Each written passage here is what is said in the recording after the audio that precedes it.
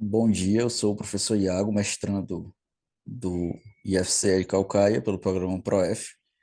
Eu estou aqui para apresentar o meu mapa conceitual, né, sobre essa primeira etapa aí do mestrado e explanar algumas das minhas observações, enfim, fazer um apanhado geral,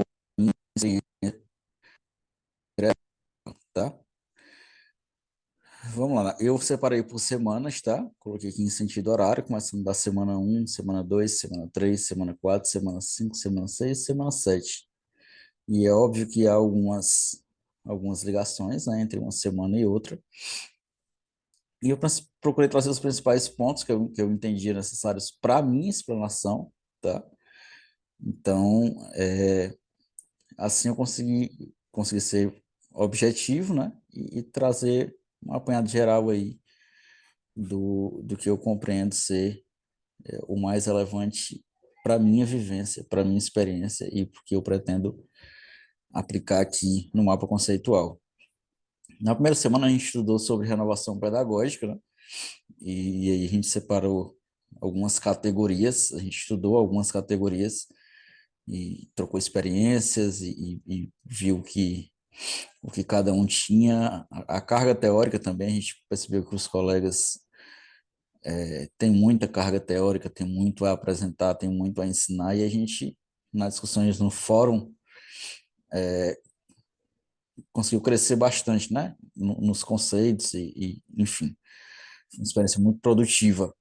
E as categorias que a gente estudou são as condições objetivas de trabalho, né, do professor de educação física, processo de transformação da área, que talvez, ao meu ver, seja o que tenha uma influência mais constante e mais dinâmica aí no que diz respeito à nossa profissão.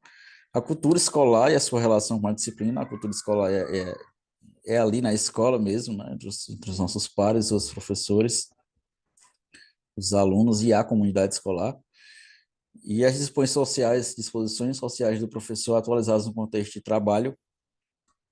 E isso aqui é até complicado, porque nem sempre o professor ele vai conseguir ter todas as ferramentas para fazer essa intervenção social, né, de forma como ela deveria ser feita, né, mas o professor, infelizmente, não tem condição de fazer todas as intervenções necessárias para todos os alunos. Para ele é bem complicado, mas se faz o que se pode, inclusive durante a explicação da atividade, né? Durante a atividade eu expliquei, coloquei lá no fórum a minha experiência, né, da intervenção social com um aluno específico, mas eu reconheço que a gente consegue atingir um aluno ou outro com intervenções individuais, talvez consiga atingir a grande maioria com intervenções individuais mais sucintas, né, abordagens durante as aulas, mas uma abordagem social eficaz, impactante, aluno por aluno, realmente requer um trabalho mais extenso, né? E sonho com um dia que todos nós possamos fazer isso, sem nos comprometer, né? Sem nos prejudicar de forma alguma. Enfim. E aí o contraponto para essa renovação pedagógica é o rola-bola, né? Que é uma prática que todos nós conhecemos, que é a ausência da intervenção pedagógica do professor durante as aulas. Isso traz um prejuízo muito grande para a disciplina, para o aluno, para a escola, para a comunidade. E aí, mais do que saber que acontece, é entender por que ocorre. E eu entendo que são duas razões principais, né? A formação inadequada, em muitas situações, talvez essas gerações mais recentes tenham uma formação melhor, mas as formações anteriores eram bem ruins, muitos professores não eram nem formados. Então, isso gerou uma cultura de rola-bola que prejudicou por muitos anos o andamento da educação física dentro da escola, né? E o desestímulo também é outro fator muito grande. Esse desestímulo pode vir de vários fatores, pode ser inclusive uma consequência da má formação. Mas pode ser pela falta de material, pode ser pela falta de estrutura, pode ser pela falta de visibilidade, pode ser porque o professor não se sente valorizado. Então, esse desestímulo ele tem várias vertentes que podem ser aplicadas a ele, né? É, enfim, a gente sabe que não é uma prática boa para a educação física, mas mais do que a reprovação, e nós reprovamos. Eu entendo que nós, como professor de educação física, reprovamos o rola-bola, mas mais do que isso, a gente tem que entender o que levou-se a isso para a gente poder combater de forma eficaz, efetiva, né?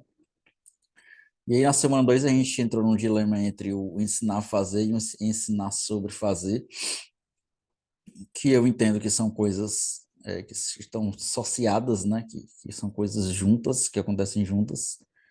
O ensinar a fazer e o ensinar sobre a fazer tornam a educação física escolar a sua totalidade, né? Dão uma aula total para o aluno. Ele aprende o que fazer e sobre o que fazer, para que fazer, como fazer. Acho que para ele traz uma experiência completa. Então, para mim, são termos que necessitam andar juntos. Acho que é imprescindível que estejam juntos. E aí, na semana 3 a gente foi para a dispensa na educação física, que foi o tema que a mim causou mais impacto na semana 3, né? A questão da dispensa mesmo. E a gente tem vários fatores para essa dispensa. Legalmente, existem algumas leis, as leis, ao meu ver, são inadequadas, né? Liberar o aluno que trabalha, liberar o aluno que tem uma outra atividade fora da escola, que pratica alguma outra atividade fora da escola, é liberado da educação física, isso ainda ocorre. Então, ao meu ver, são leis de pessoas que não estão na escola e muito menos na educação física. Então,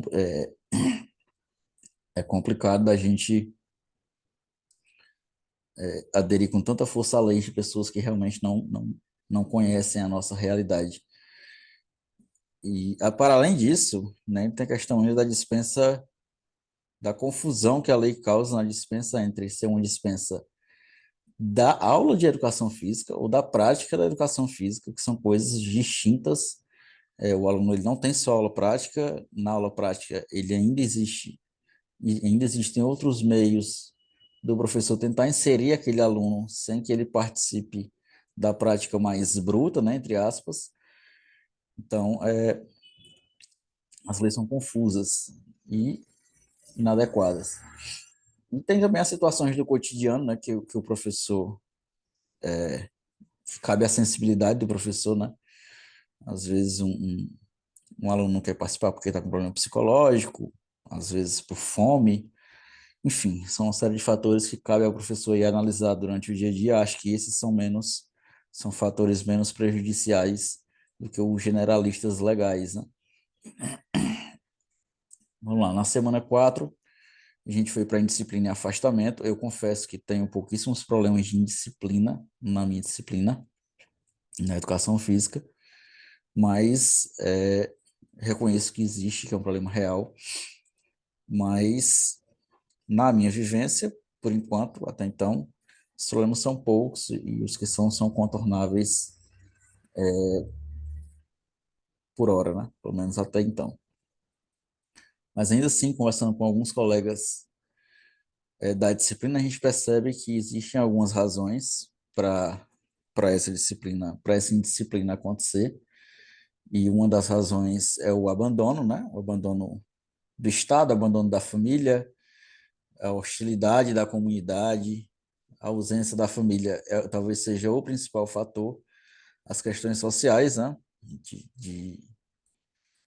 Da comunidade, da violência, às vezes do preconceito, questões raciais, questões de machismo influenciam muito na indisciplina do aluno. Quando ele se sente acuado no ambiente que deveria ser acolhedor, a tendência é que ele, ele reage de forma instintiva, né? Selvagem, muitas vezes. Então, tem isso. E os fatores aqui da indisciplina são muito atrelados aos fatores de afastamento, porque, às vezes, a diferença do afastamento na indisciplina é só a reação do aluno mesmo, é como ele reagiu à situação.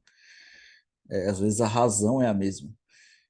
Mas, apesar de que no afastamento a gente tem as questões das tecnologias, né, da timidez, as tecnologias são um problema até certo ponto, podem ser uma solução em outros muitos pontos, mas durante as aulas ainda causam algum constrangimento aos colegas professores, a nós professores.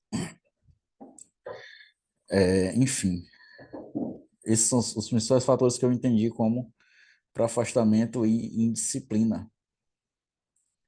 Eu coloquei aqui uma observação que em ambas as situações uma abordagem mais individual com o diálogo pode resolver, e eu tenho tido isso nas minhas vivências, essa impressão, essa certeza de que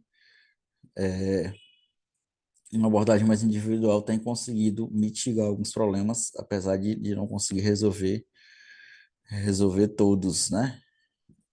Enfim, tem muita renovação pedagógica nisso aqui também, né? Da intervenção social, mas das disposições sociais, né? No contexto de trabalho. Mas, enfim, estamos no caminho e pelo que tenho visto dos meus colegas, estamos no caminho correto. O ensino do esporte, na semana 5, eu acho que o ensino do esporte gira muito em torno das questões de exclusão do aluno, né? Uma abordagem que precisa ser mais pedagógica, muitos alunos se sentem excluídos e por se sentirem excluídos acabam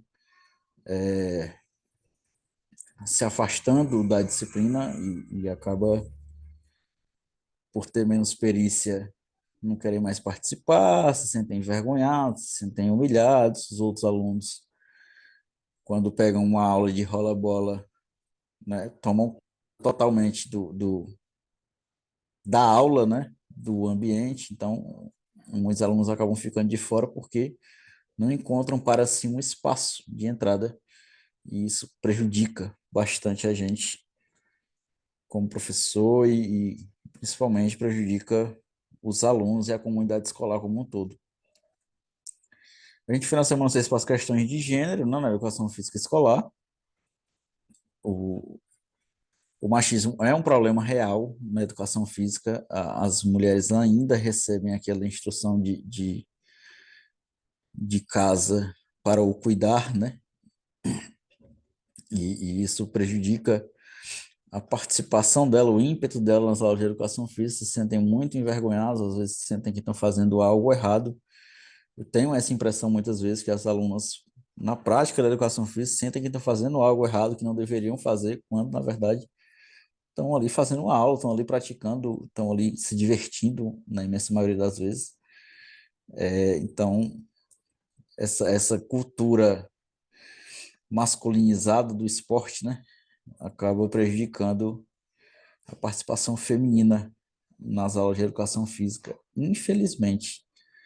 E aí, dentro disso, a gente entrou numa discussão de composição das aulas, né?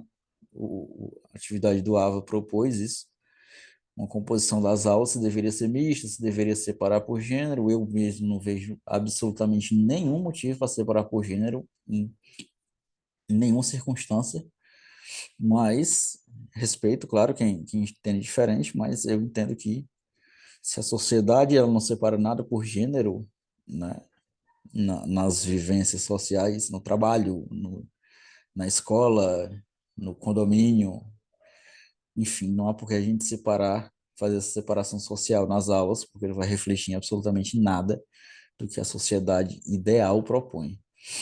Aí a gente foi na Semana 7 para Paulo Freire, foi muito prazeroso, eu acho que talvez não tenha uma forma melhor de se fechar uma etapa do que falando de Paulo Freire, e fomos para a inclusão, para a educação libertadora, para a praxis, para uma educação física mais pedagógica, mas batemos principalmente em cima das situações limites, e aí foi um festival de atividades muito ricas no fórum, sobre exclusão, enfim, sobre tudo. Acho que eu não quis nem linkar aqui, ligar o mapa conceitual de Paulo Freire aos outros mapas, né? Às outras ramificações do mapa, porque está totalmente ligado, totalmente interligado, não tem como separar. Eu acho que muito do que a gente entendeu, do que a gente estudou nas semanas 1 a 6, se resumiria bem na semana 7. Eu acho que foi um carimbo, uma chancela do nosso estudo, do nosso período de trabalho, ver as observações sobre Paulo Freire no que diz respeito à disciplina de educação física. Enfim, fiz de tudo para ser muito objetivo, para ficar de forma bem clara o que eu entendo, e espero que tenha suprido aos anseios dos avaliadores. Fiquem bem, tenham um ótimo dia e até mais. Obrigado por tudo, e é isso.